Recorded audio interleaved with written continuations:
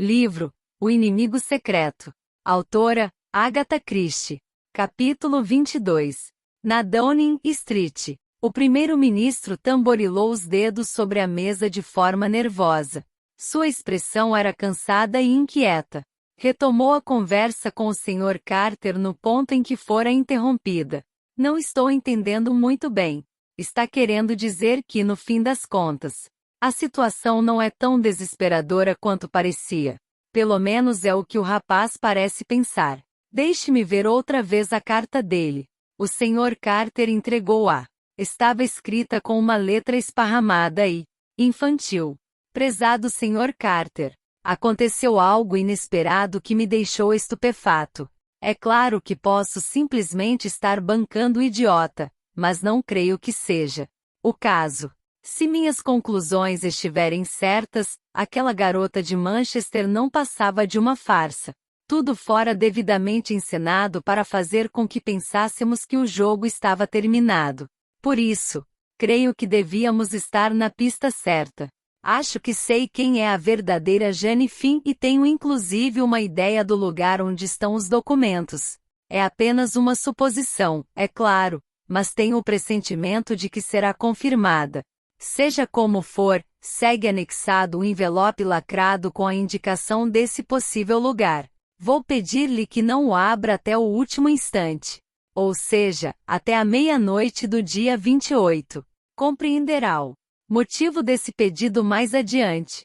Acho também que aquelas coisas de tupence encontradas na praia não passam de um embuste e que ela está tão afogada quanto eu. Meu raciocínio é o seguinte. Como última chance, eles deixarão Jane Finn escapar, na esperança de que ela tenha recuperado a memória e corra para o esconderijo dos documentos assim que estiver em liberdade. É claro que será um tremendo risco para eles, pois Jane Finn sabe tudo a respeito deles. Mas eles estão desesperados, querendo se apoderar dos documentos de qualquer maneira. Mas se eles souberem que os documentos foram recuperados por nós, as duas moças estarão correndo perigo de vida. Tenho que tentar libertar Tupence antes que Jane fuja. Preciso de uma cópia do telegrama que foi enviado para Tupence no Ritz. Sir James Peel Edgerton disse que poderia providenciar isso para mim. Ele é um homem terrivelmente esperto. Uma última coisa. Por favor, mande vigiar aquela casa no Sorro dia e noite. Atenciosamente. Thomas Beresford. O primeiro-ministro fitou o Sr. Carter. Onde está o envelope que veio anexado? O Sr. Carter sorriu friamente. Está nos cofres do Banco da Inglaterra. Não vou correr nenhum risco. Não acha? O primeiro-ministro hesitou por um momento antes de acrescentar. Que seria melhor abri-lo agora. Devemos garantir imediatamente a posse dos documentos. Isto é, se a suposição do rapaz for correta. E podemos manter o fato no mais absoluto segredo. Será que podemos mesmo? Não tenho tanta certeza assim. Há espiões por toda parte. E assim que eles souberem que os documentos estão em nosso poder, aquelas duas moças estarão irremediavelmente perdidas. Não posso fazer isso. O rapaz confiou em mim, e não posso decepcioná-lo. Que está certo. Vamos agir como achar melhor. Como é esse rapaz? Exteriormente, é um jovem inglês comum, não muito brilhante. Seus processos mentais são um tanto lentos. Por outro lado, é praticamente impossível desencaminhá-lo pela imaginação. Não tem nenhuma. Assim é muito difícil enganá-lo. Rumina as coisas lentamente. Mas assim que mete uma ideia na cabeça, não a larga mais. A moça é bastante diferente. Tem mais intuição e menos bom senso. Os dois formam uma dupla que funciona muito bem. Ímpeto e perseverança. Ele parece bastante confiante. É justamente isso que me dá alguma esperança. É o tipo de rapaz hesitante que só se arrisca a dar uma opinião quando tem certeza absoluta. O primeiro-ministro sorriu. E é um rapaz assim que vai derrotar o maior mestre do crime do nosso tempo. Exatamente. Mas de vez em quando, tenho a impressão de ver uma sombra por trás dele. A quem está se referindo? Peel Edgerton. Peel Edgerton. Repetiu o primeiro-ministro, atônito. Isso mesmo. Estou vendo a mão dele por trás disso tudo. O Sr. Carter bateu na carta aberta antes de continuar. Ele está em ação, trabalhando no escuro, silenciosa e secretamente. Sempre achei que se alguém tinha condições de derrotar o Sr. Brown, era justamente Pio Edgerton. Posso informá-lo de que ele está trabalhando no caso, embora não queira que ninguém saiba. Por falar nisso, recebi um estranho pedido dele outro dia. Qual foi? Enviou-me um recorte de um jornal norte-americano. Era a notícia do encontro do cadáver de um homem no porto de Nova York, há cerca de 3 semanas. Pediu-me que obtivesse todas as informações possíveis a respeito. E o que descobriu? Carter deu de ombros. Não consegui descobrir muita coisa.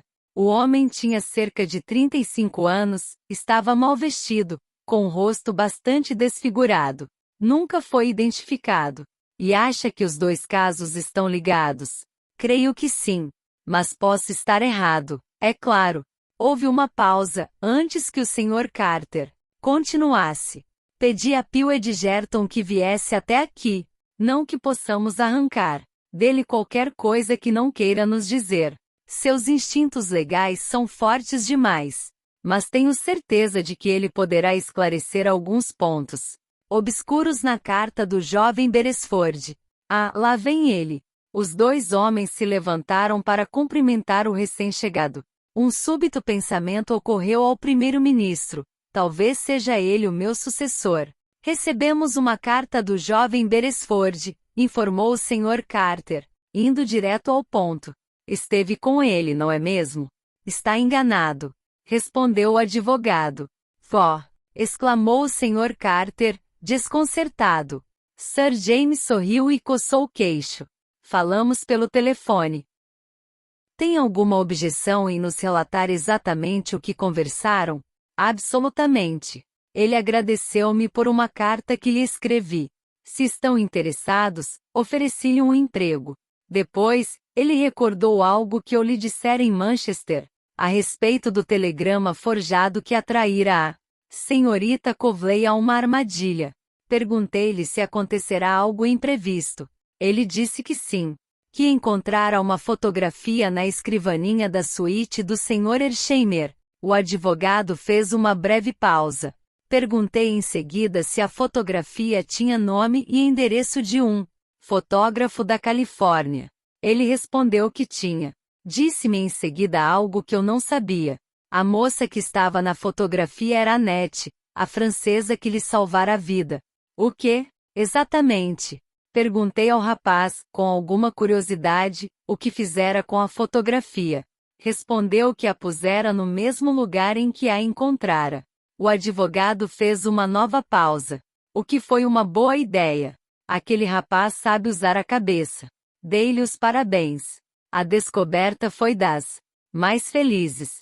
É claro que tudo mudou a partir do momento em que ficou comprovado que a moça de Manchester não passava de um embuste. O jovem Beresford percebeu isso sozinho, sem que eu precisasse explicar. Mas ele achava que não podia confiar em seu próprio julgamento com relação à senhorita Covley. Será que eu também achava que ela ainda estava viva? Disse-lhe que, pesando-se devidamente todas as evidências, era bem possível. O que nos levou de volta ao telegrama. O que há com esse telegrama? Aconselhei-o a pedir-lhe uma cópia do telegrama original. Havia-me ocorrido que era bem possível que depois que a senhorita Covley jogou o telegrama no chão, alguém tivesse alterado as palavras a fim de despistar os perseguidores. Carter assentiu. Tirou uma cópia do telegrama do bolso e leu-a em voz alta. Venha imediatamente para Astley Priors, Gatelhose, Kent. Grandes novidades. Tome. Muito simples e muito esperto. Comentou Sir James. Bastava mudar umas poucas palavras e o problema estava resolvido. Eles só esqueceram uma pista importante. E qual foi? A informação do empregado do hotel de que a senhorita Covley seguirá para Charing Cross. Eles estavam tão seguros que não se preocuparam com isso. E onde o jovem Beresford está neste momento?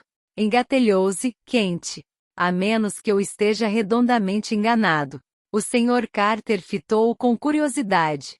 Por que não foi também para lá, Pio Edgerton? Estou trabalhando em um caso. Não tinha tirado férias. Infelizmente tive que voltar a trabalhar. E talvez seja mais correto dizer que estou preparando um caso. Descobriu mais alguma coisa a respeito daquele norte-americano morto? Não descobri. É tão importante assim descobrir quem ele era? Eu sei quem ele era. Confidenciou Sir James calmamente. Ainda não posso prová-lo, mas sei. Os outros dois não fizeram nenhuma pergunta. Tinham um pressentimento de que seria pura perda de tempo. O que não consigo compreender, disse subitamente o primeiro. Ministro, é como aquela fotografia foi parar na escrivaninha do Sr. Hersheimer. Talvez nunca tenha saído de lá. Sugeriu o advogado, delicadamente. E o falso homem da Scotland Yard, o inspetor Brown? Murmurou Sir James pensativo, levantando-se em seguida. Já lhes tomei tempo demais. Podem continuar a tratar dos problemas da nação. Tenho que voltar. Para o meu caso. 2 dias depois, Julius Hersheimer voltou de Manchester. Havia um bilhete de Tommy em cima de sua escrivaninha. Prezado Hersheimer, lamento ter perdido a calma. No caso de não voltarmos a nos encontrar, adeus. Ofereceram-me um emprego na Argentina e talvez eu o aceite. Cordialmente. Tommy Beresford. Um sorriso estranho estampou-se por um momento no rosto de Julius. Ele jogou o bilhete na cesta de papel e murmurou. Ah, o maldito tolo! Capítulo 23. Uma corrida contra o tempo. Depois de telefonar para Sir James, Tommy fez uma visita a South Audley Mansions. Descobriu que Albert estava de serviço e apresentou-se como um amigo de Tupence. Albert animou-se imediatamente. As coisas têm andado muito quietas por aqui ultimamente. A moça está bem, senhor. É justamente esse o problema, Albert. Ela desapareceu. Está querendo dizer que os bandidos a capturaram?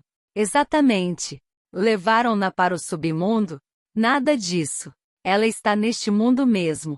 É apenas uma expressão, senhor. Nos filmes, os bandidos sempre operam no submundo. Mas será que eles a liquidaram, senhor? Espero que não. Por falar nisso, Albert, você tem alguma tia, prima, ou avó que se possa dizer que esteja prestes a bater as botas? Um sorriso deliciado estampou-se no rosto de Albert. Claro que tenho, senhor.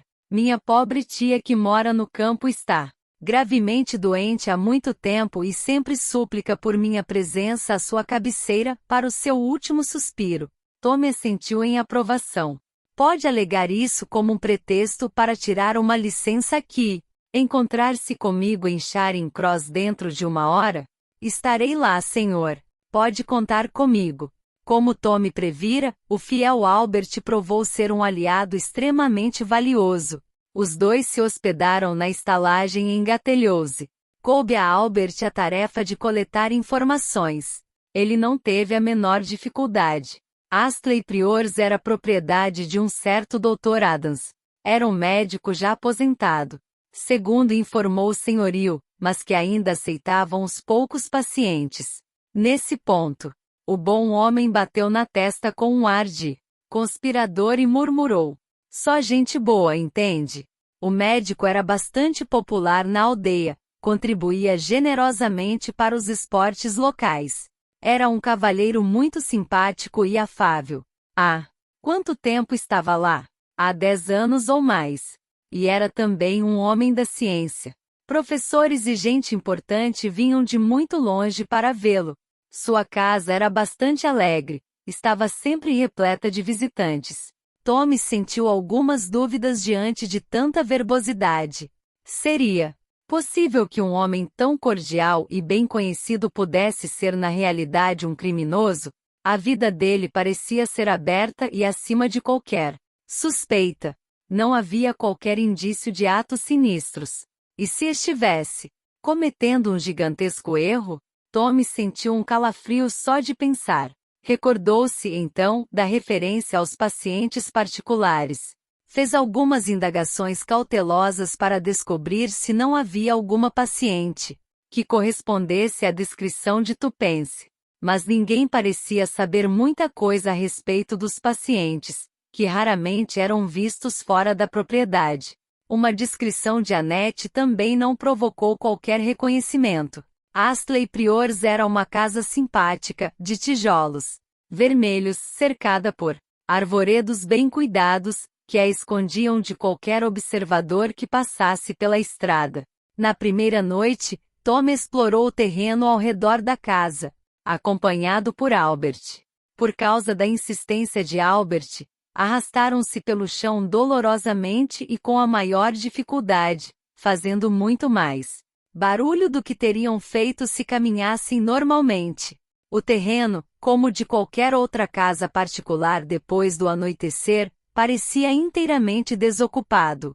Tom imaginara que talvez pudesse encontrar um cão de guarda feroz. A fantasia de Albert levou a temer um puma ou talvez uma cobra domesticada. Mas chegaram a uma moita bem perto da casa sem serem importunados. As venezianas da janela da sala de jantar estavam abertas. Havia um grande grupo sentado em torno de uma mesa. O vinho do Porto passava de mão em mão. Parecia uma reunião normal e cordial. Pela janela aberta, fragmentos de conversa flutuavam pelo ar noturno. Era uma discussão acalorada sobre grilos. Tom sentiu outra vez o calafrio da incerteza. Parecia impossível acreditar que aquelas pessoas pudessem ser outra coisa além do que pareciam. Será que ele se enganara mais uma vez? O cavalheiro de barba loura e que usava óculos, sentado à cabeceira da mesa, parecia um homem honesto e normal. Naquela noite, Tom teve um sono agitado. Na manhã seguinte, o incansável Albert estabeleceu uma sólida amizade com o garoto entregador da mercearia e substituiu-o em uma entrega em Astley Priors. Insinuou-se nas boas graças da cozinheira e voltou com a informação de que ela era certamente da quadrilha. Mas Tom desconfiou da exuberância da imaginação de Albert. Interrogado, ele não pôde acrescentar nada que apoiasse a informação, a não ser sua opinião pessoal de que não se tratava de uma mulher comum. Podia-se perceber isso ao primeiro olhar. A substituição se repetiu no dia seguinte, para a vantagem do verdadeiro entregador da mercearia. E Albert trouxe, então, a primeira informação realmente valiosa. Havia realmente uma moça francesa na casa. Tom afastou suas últimas dúvidas. Ali estava a confirmação da teoria que formulara. Mas o tempo era cada vez mais escasso. Já era dia 27. O dia 29 seria o tão propalado Dia do Trabalho. Os rumores eram cada vez mais intensos. Os jornais estavam ficando eufóricos. Noticiava-se abertamente a possibilidade de um golpe de Estado trabalhista. O governo nada dizia. Estava a par de tudo o que podia acontecer e se preparava para enfrentar a crise. Havia rumores de divergências entre os líderes trabalhistas. Nem todos pensavam da mesma maneira. Os mais perspicazes percebiam que a manobra proposta podia ser um golpe mortal para a Inglaterra, que no fundo todos amavam profundamente. Temiam a fome e a miséria que uma greve geral iria acarretar e estavam propensos a entrar em um acordo com o governo. Mas por trás deles, havia forças sutis e insistentes em ação, reavivando recordações de erros antigos, condenando a fraqueza das medidas de compromisso e fomentando as incompreensões. Tom achava que graças ao Sr. Carter, compreendia perfeitamente a situação. Com o documento fatídico nas mãos do Sr. Brown, a opinião pública penderia para o lado dos líderes trabalhistas extremistas e dos revolucionários. Se o documento não aparecesse, a batalha seria de igual para igual. Com o exército e a força policial leais, o governo poderia vencer, mas à custa de muito sofrimento. Tom cultivava outro sonho, extremamente absurdo. Com o Sr. Brown desmascarado e capturado, achava, certo ou errado, que toda a organização iria desmoronar de forma ignominiosa e instantânea. Era a influência estranha e onipresente do chefe, invisível que mantinha aqueles homens unidos. Sem o chefe, Tommy achava que haveria um pânico imediato. E se os homens honestos pudessem decidir por si mesmos, sempre haveria a possibilidade de uma reconciliação de última hora. É o que se pode chamar de espetáculo de um homem só, pensou Tommy.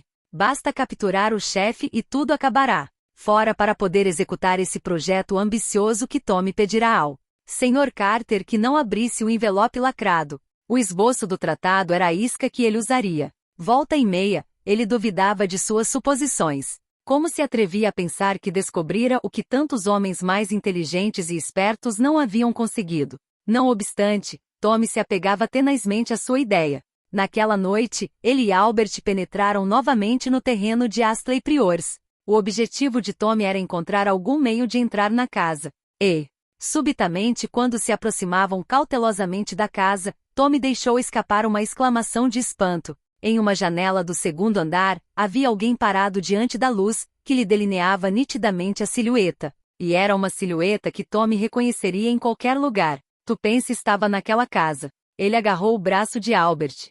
Fique aqui. Quando eu começar a cantar, observe aquela janela. Recuando rapidamente até o caminho principal, Tommy pôs-se a cantar, em voz bem alta, enquanto andava em passos trôpegos. Sou um soldado. Um alegre soldado britânico. Pode-se ver que sou um soldado por meus pés. Era uma das cantigas que mais se ouvia no gramofone nos tempos de hospital de Tupence. Tommy tinha absoluta certeza de que ela reconheceria a cantiga e tiraria conclusões. Ele não tinha a menor propensão para o canto, mas seus pulmões eram excelentes. O barulho que conseguiu produzir foi simplesmente formidável. Não demorou muito para que um mordomo impecável, acompanhado por um criado de libré igualmente impecável, saísse pela porta da frente. O mordomo reclamou. Tommy continuou a cantar, dirigindo-se afetuosamente ao mordomo como meu bom homem. O criado de libré segurou-o por um braço, o mordomo pelo outro. Levarão-no até o portão. O mordomo ameaçou chamar a polícia caso Tommy voltasse a entrar na propriedade.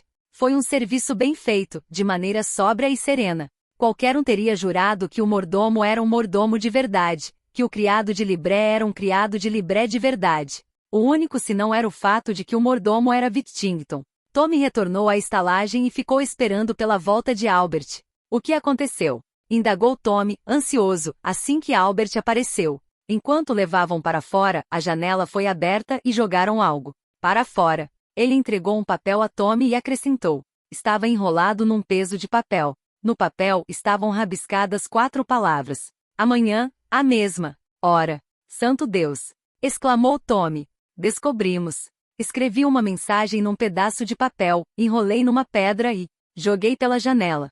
Continuou Albert ofegante. Tommy gemeu. Seu zelo ainda será a nossa perdição, Albert. O que disse na sua mensagem? Disse que estávamos na estalagem. Se ela conseguisse escapar, que viesse até aqui e grasnasse como uma rã. Tupence saberá que a mensagem é sua, disse Tommy, com um suspiro de alívio. Sua imaginação é delirante, Albert. Só não sei como você reconheceria uma rã grasnando, se a ouvisse. Albert ficou abatido. Tommy procurou reanimá-lo. Anime-se, rapaz. Não houve mal algum. Aquele mordomo é um velho amigo meu. E aposto que ele soube quem eu era, apesar de não ter demonstrado. Eles querem dar a impressão que não suspeitam de nada. É por isso que não encontramos a menor dificuldade. Não querem me desencorajar inteiramente. Por outro lado, também não querem tornar as coisas fáceis demais. Sou um peão no jogo deles, Albert. Afinal, se a aranha deixar a mosca escapar com muita facilidade, a mosca pode pensar que foi tudo tramado.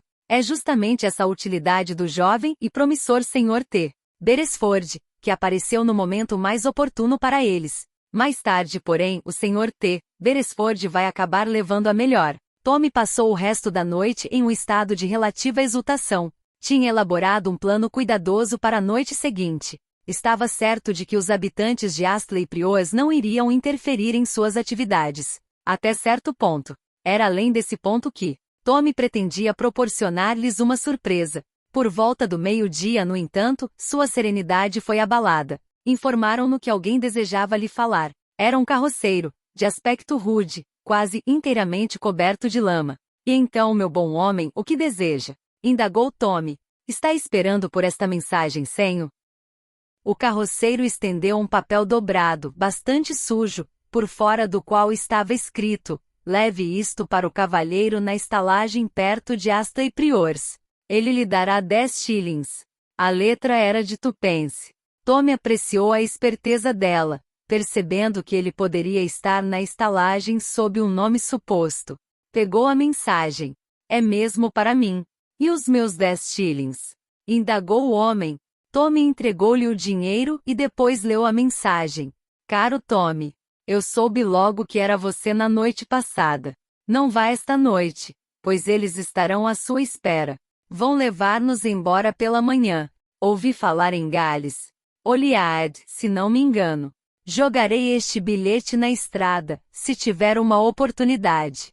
Annette contou-me como você conseguiu escapar. Ânimo. Sempre sua. Tupence. Tommy gritou por Albert antes mesmo de terminar a leitura daquela epístola característica. Arrume minhas malas. Vamos partir. Sim, senhor. O barulho das botas de Albert subindo a escada era estrondoso.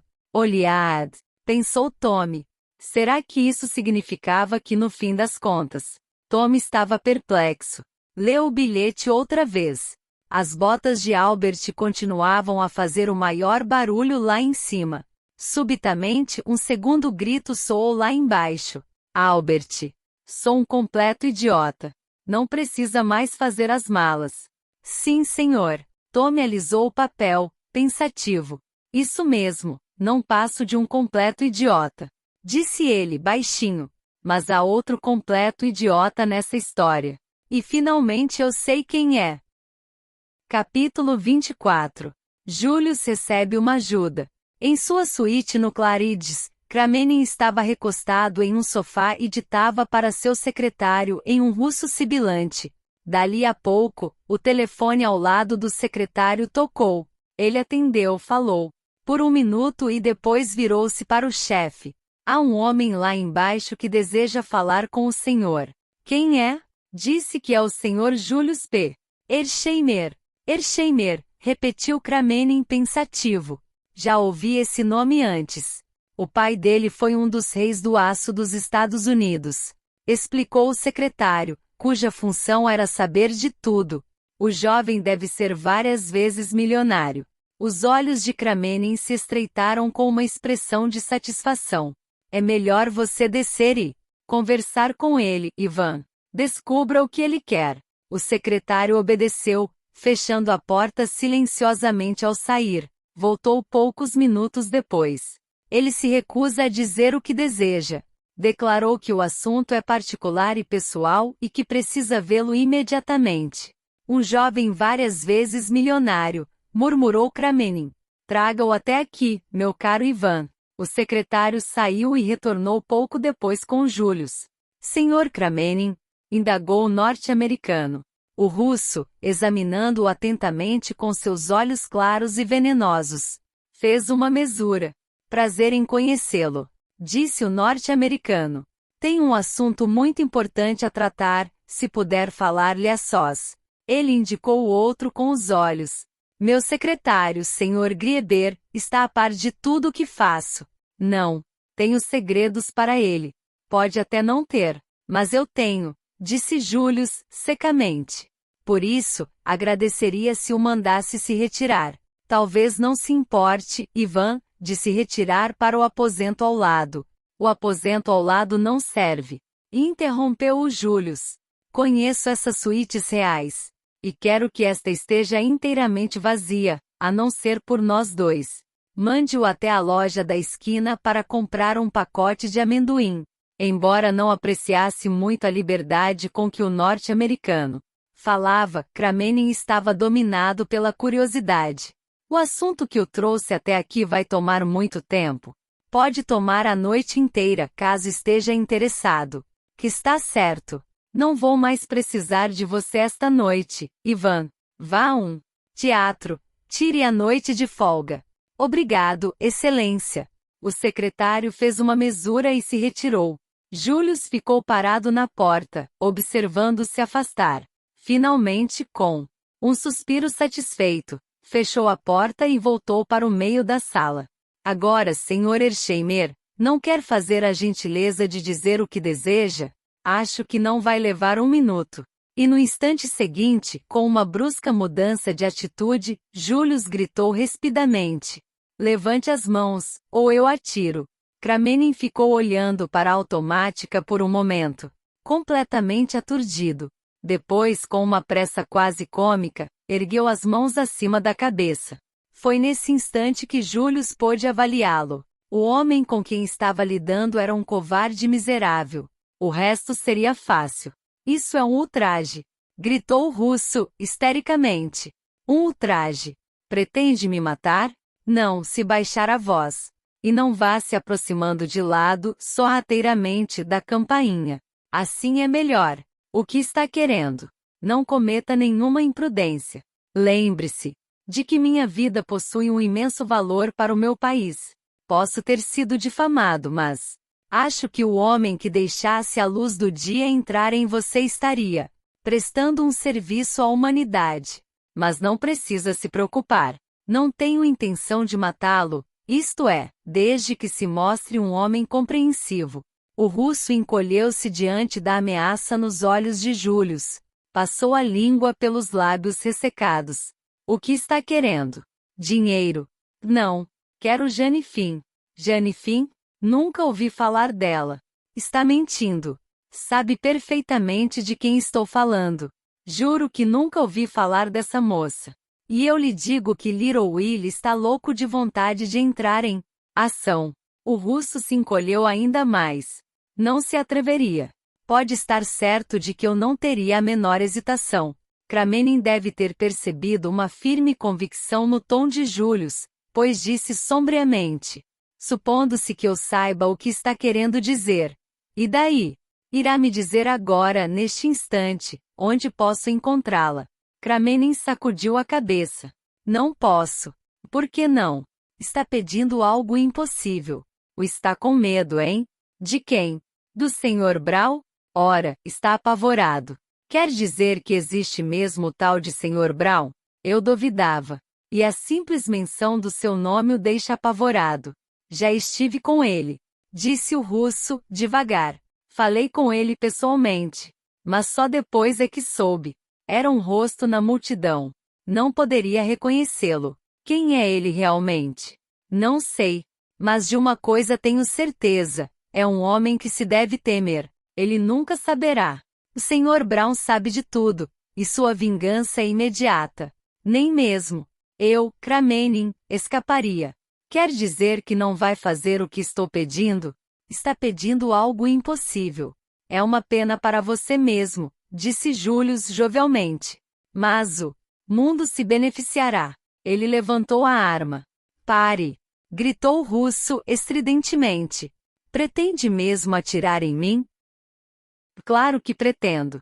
Sempre ouvi dizer que vocês, revolucionários, não dão o menor valor à vida humana. Mas parece que há uma diferença quando se trata de suas próprias vidas. Eu lhe dei uma chance de salvar a pele, mas não quis aproveitá-la. Eles me matariam. O problema é seu. Mas uma coisa posso lhe dizer, Little Will tem uma pontaria certeira. Se eu fosse você, preferiria correr o risco com o Sr. Braun. Você será enforcado se me matar, disse o russo, indeciso. É nisso que se engana. Está se esquecendo dos dólares. Uma multidão de advogados entrará em ação. Os médicos mais respeitáveis serão convocados para depor. E a conclusão será a de que eu estava mentalmente perturbado por ocasião do crime. Passarei alguns meses num sanatório. Minha saúde mental irá melhorar e os médicos poderão declarar que estou novamente são. E tudo terminará bem para o pequeno Julius. Acho que posso suportar uns poucos meses de isolamento para livrar o mundo de você. Não se engane pensando que serei enforcado. O russo acreditou. Como era corrupto, acreditava implicitamente no poder do dinheiro. Já lera histórias de julgamentos por homicídio nos Estados Unidos que haviam se desenrolado da maneira que Julius indicara. Ele próprio já comprará e vender a justiça. Aquele jovem norte-americano Tão viril com sua fala arrastada, tinham em seu poder. Vou contar até 5. Continuou Julius. Se me deixar passar de 4, acho que não precisará mais se preocupar com o Sr. Brown. Talvez ele mande algumas flores para o seu enterro, só que não poderá cheirá-las. Está pronto? Vou começar. 1, 2, 3, 4. O russo interrompeu-o com um grito estridente. Não atire. Farei tudo o que quiser. Julius abaixou o revólver. Eu sabia que teria juízo. Onde está a moça? Engatelhou-se em quente. A casa tem o nome de Astley Priors. Ela é prisioneira lá? Não tem permissão para deixar a casa, embora isso não causasse qualquer problema. A idiota perdeu a memória. O que deve ter sido terrível para você e seus amigos. E onde está a outra moça, a que vocês atraíram para uma armadilha há uma semana? Ela está lá também. Isso é ótimo. Não acha que está tudo correndo bem? E que noite maravilhosa para um passeio. Que passeio? Indagou Kramenin atônito. Até gatelhou-se, é claro. Gosta de passear de carro? O que está querendo dizer? Eu me recuso a ir. Não precisa ficar tão irritado. Deve saber que não sou criança para deixá-lo aqui. Assim que eu saísse, telefonaria para seus amigos. Julius observou a expressão de desânimo no rosto do russo e acrescentou. Tudo combinado, não é mesmo? Aquela porta é a do seu quarto. Pois vá para lá. Little Willie e eu iremos logo atrás. Ponha um casaco bem grosso. Esse serve. Revestido de pele, hein? E você é um socialista. Já podemos ir. Vamos descer, atravessar o saguão e entrar no meu carro. E não se esqueça de que Little Willie estará apontado para você durante todo o caminho. Atiro muito bem através do bolso do casaco. Basta uma palavra ou mesmo um simples olhar para um dos criados e haverá uma cara nova nas profundezas do inferno. Desceram a escada e saíram para o carro. O russo tremia de raiva. Os empregados do hotel estavam por perto. Um grito aflorou a seus lábios, mas, no último instante, faltou-lhe coragem. O norte-americano era o tipo de homem que cumpriria uma ameaça. Ao chegarem ao carro, Julius deixou escapar um suspiro de alívio. O perigo maior já passará. O medo deixará hipnotizado o homem ao seu lado. Entre no carro. Ao perceber o olhar de Kramenin para o motorista, Julius acrescentou. Não espere qualquer ajuda do motorista. Ele era da Marinha. Estava num submarino na Rússia quando estourou a Revolução. Um irmão dele foi assassinado por sua gente. Ei, George. Pois não, senhor? Disse o motorista, virando a cabeça. Este cavalheiro é um russo bolchevique. Não queremos alvejá-lo, mas talvez não haja outro jeito. Está entendendo? Perfeitamente, senhor. Quero ir até Gatelhose, em Kent.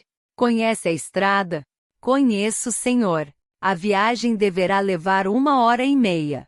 Faça em 1 hora. Estou com pressa. Farei o possível, senhor. O carro disparou por entre o tráfego.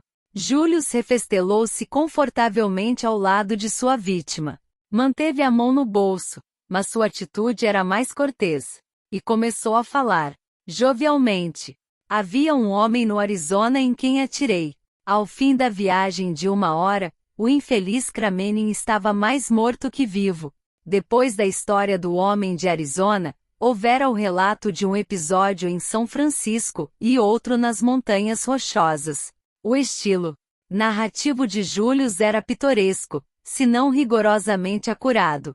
Diminuindo a velocidade, o motorista avisou que estavam chegando a Gatelhose.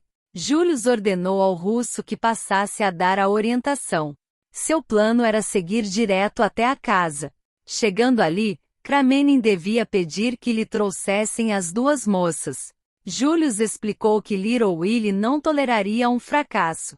A essa altura, Kramenin era um fantoche nas mãos do norte-americano. A viagem em alta velocidade deixará-o ainda mais acovardado. Considerou-se morto a cada curva da estrada. O carro seguiu pelo caminho e parou no pórtico. O motorista olhou para trás. esperando pelas ordens. Vire o carro primeiro, George. Depois, toque a campainha e volte para seu lugar. Mantenha o motor funcionando e fique preparado para sair o mais depressa possível, quando eu o avisar. Está certo, senhor. A porta da frente foi aberta pelo mordomo. Cramenin podia sentir o cano do revólver comprimido contra suas costelas. Agora, sussurrou Julius. E tome cuidado. O russo assentiu. Seus lábios estavam brancos, e a voz não era muito firme quando disse: Sou eu. Cramenin, tragam a moça imediatamente. Não há tempo a perder. Whittington tinha descido os degraus. Soltou uma exclamação de espanto ao reconhecer o russo. Você? O que aconteceu? Deve saber do plano. Cramenin interrompeu, usando as palavras que já causaram muitos pânicos desnecessários. Fomos traídos. Os planos devem ser abandonados. Precisamos salvar nossas vidas. Traga a moça imediatamente. É a nossa única chance. Whittington hesitou, mas apenas por um momento. Tem ordens dele? Claro que tenho. Eu estaria aqui se não tivesse? Depressa. Não há tempo a perder. E é melhor trazer também a outra moça. Whittington virou-se e entrou correndo na casa. Minutos angustiantes se passaram. Depois, 2 vultos envoltos em mantos desceram os degraus e entraram no carro. O vulto menor fez menção de resistir, mas Whittington empurrou-o de forma rude, sem a menor cerimônia. Julius inclinou-se para a frente. Nesse momento, a luz que saía pela porta aberta iluminou-lhe o rosto. Outro homem que estava nos degraus, atrás de Whittington, soltou uma exclamação de espanto. O segredo terminara. Vamos embora, George! Gritou Julius. O motorista pisou no acelerador e o carro deu um pulo para a frente. O homem nos degraus soltou uma imprecação. Levou a mão ao bolso. Houve um clarão e um estampido. A bala passou perto da garota mais alta. Abaixe-se, Jane! Gritou Julius. Deite no fundo do carro. Ele empurrou-a para baixo, depois ergueu-se, apontou e disparou. Acertou? Perguntou Tupence, ansiosamente. Claro, confirmou Julius. Mas ele não está morto. Os canalhas custam a morrer. Você está bem, Tupence? Claro que estou. Onde está Tommy? E quem é esse homem? Ela indicava o trêmulo Cramenin. Tommy deve estar viajando para a Argentina. Acho que ele pensou que você tinha batido as botas. Não pare no portão, George. Isso mesmo. Eles levarão pelo menos 5 minutos para vir atrás de nós. Mas podem usar o telefone e mandarem alguém ficar na tocaia. Por isso, tome cuidado. Está querendo saber quem é esse homem, Tupence? Deixe-me apresentá-la ao Sr. Cramenin. Persuadiu-o a me acompanhar nesta viagem, pois estava preocupado com a saúde dele. O russo permaneceu calado, ainda lívido de terror. Mas por que eles nos deixaram ir embora? Indagou Tupence. Desconfiada. Acho que o Sr. Cramenin pediu-lhes de um jeito tão convincente, que eles não puderam recusar. Era demais para o russo, que explodiu subitamente. Vá para o diabo. Eles sabem agora que os traí. Minha vida não está mais segura neste país. Tem razão, concordou Julius. Eu o aconselharia a partir para a Rússia imediatamente. Pois então me deixe saltar deste carro. Já fiz o que me pediu. Por que ainda me mantém prisioneiro? Pode apostar que não é pelo prazer da sua companhia. Mas acho que já pode saltar. Só estava pensando que iria preferir que eu o levasse de volta a Londres. Talvez nunca chegue a Londres. Deixe-me sair imediatamente. Que está certo. Dê uma parada, George. O cavalheiro não vai fazer a viagem de volta. Se algum dia eu for à Rússia, Sr. Cramenin, espero ter uma recepção calorosa e... Mas antes que Julius terminasse de falar e antes que o carro parasse de todo, o russo já tinha saltado, desaparecendo rapidamente na noite escura. Ele estava mesmo um pouco impaciente em nos deixar, comentou Julius, quando o carro ganhou velocidade outra vez. e nem se lembrou de se despedir polidamente das moças. Ei, Jane, agora já pode se sentar no banco. A moça falou pela primeira vez. Como foi que o persuadiu? Julius deu uma pancadinha no revólver. Little Willie é que merece todo o crédito, esplêndido! Exclamou a moça, olhando para Julius com uma expressão de admiração. Annette e eu não tínhamos a menor ideia do que ia acontecer, disse Tupence. O velho Whittington disse-nos que tínhamos de ir embora. Imediatamente. Pensamos que fossemos cordeirinhos a caminho do matadouro. Annette, repetiu Julius. É assim que a chama? Sua mente parecia estar se ajustando a uma nova ideia. É o nome dela, disse Tupence, arregalando os olhos. Nada disso. Reagiu Julius. Ela pode pensar que é esse seu nome, porque perdeu a memória. Mas a moça que temos aqui é a verdadeira e original Jane Finn. O quê? Gritou Tupence. Mas ela foi bruscamente interrompida. Houve um estampido súbito e um bala foi cravar-se no estofamento do carro, a poucos centímetros de sua cabeça. Abaixem-se! Gritou Julius. É uma emboscada. Esses sujeitos não perderam tempo. Dê tudo o que puder, George. O carro deu outro pulo para frente. Soaram mais 3 tiros, mas felizmente erraram o alvo. Julius olhou para trás. Não vejo coisa alguma em que atirar, anunciou ele, sombriamente. Mas acho que podemos esperar outro piquenique pela frente. Ai! Ele levou a mão ao rosto. Está ferido? Indagou Annette. É apenas um arranhão. A moça impertigou-se. Deixe-me sair. Deixe-me sair. Pare o carro. Eles estão atrás de mim. Sou a única que querem. Não podem morrer por minha causa. Deixem-me sair. Ela estava sacudindo freneticamente a maçaneta da porta. Julius segurou-a com os 2 braços e fitou-a atentamente. Ela falará sem o menor vestígio de sotaque estrangeiro. Sente-se, menina. Disse ele gentilmente. Acho que não há nada de errado com a sua memória. Conseguiu enganá-los o tempo todo, hein? A moça fitou, assentiu e depois desatou a chorar. Julius afagou-a nos ombros. Pronto, pronto. Fique tranquila agora. Não vamos deixar que nada mais lhe aconteça. Por entre os soluços, a moça balbuciou. Você é norte-americano. Reconheço o sotaque. Tenho tanta saudade de casa. Claro que sou norte-americano. E mais do que isso, sou seu primo. Julius Ersheimer. Vim para a Europa tentar encontrá-la. E devo confessar que não foi nada fácil. O carro diminuiu a velocidade. George informou o motivo. Há uma encruzilhada adiante, senhor. Não sei qual é o caminho certo. O carro estava quase parando. E foi nesse momento que alguém subiu de repente por trás da capota e caiu de cabeça no meio deles. Desculpem, disse Tommy, procurando se endireitar. Um tumulto de exclamações confusas saudaram seu aparecimento súbito. Ele explicou. Eu estava escondido atrás das moitas, perto da casa. Segurei-me atrás do carro. Não pude avisar antes, pela velocidade em que estavam. Para dizer a verdade, mal consegui me segurar. E agora quero que as 2 moças saiam do carro. Sair? Isso mesmo. Há uma estação perto daqui, seguindo por aquela estrada. Vai passar um trem dentro de 3 minutos. Poderão pegá-lo se se apressarem. Mas que diabo está querendo? Perguntou Julius. Acha que pode conseguir enganá-los deixando o carro aqui? Nós 2 não vamos deixar o carro. Só as moças é que vão saltar. Você está doido, Beresford. Não pode deixar as moças irem embora sozinhas. Tommy virou-se para Tupence. Salte imediatamente, Tupence. E leve-a com você.